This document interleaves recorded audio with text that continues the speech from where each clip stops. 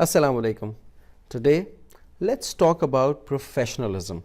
To be honest with you, my mind just today, this morning, made a synaptic connection, and I suddenly realized the difference between a profession and professionalism.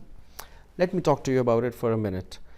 I identify as a digital marketer and a strategist. You may identify as a lawyer, as a photographer, as a videographer, as a social media specialist, as an HR expert, no matter what. But those are just our skill sets. Those are things that we are really good at. But that doesn't define our professionalism. Actually, professionalism is in the details. For example, if you are ready to gray your hair to be a great collaborative person with your team, that defines your professionalism. If you keep your promises, that defines your professionalism.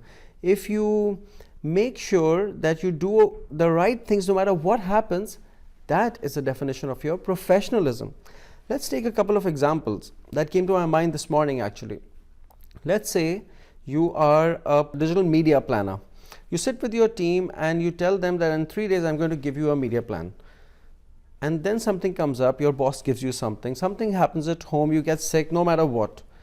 In that moment, if you did not realign the expectations with your team, would you be a professional? You would still have the same profession, but would you really be professional in your conduct?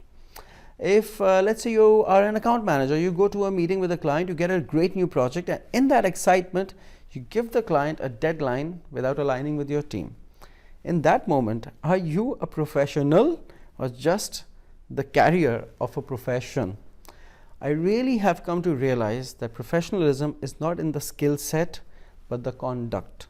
Like the devil is in the details, so is professionalism in the details. And I'm going to leave you with a gauge, a way of measuring your own professionalism. It's very hands-on, it's very manual.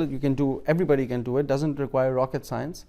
Just keep track of the percentage of small things you're doing right. And if you find that your percentage of small things that you're doing right is low, you work on it, and the higher it goes, the more professional you're going to become. Please tell me if this aligns with you, if this resonates with you. Please tag people you know as being great professionals. Let's have a conversation. Thank you very much. Let's talk.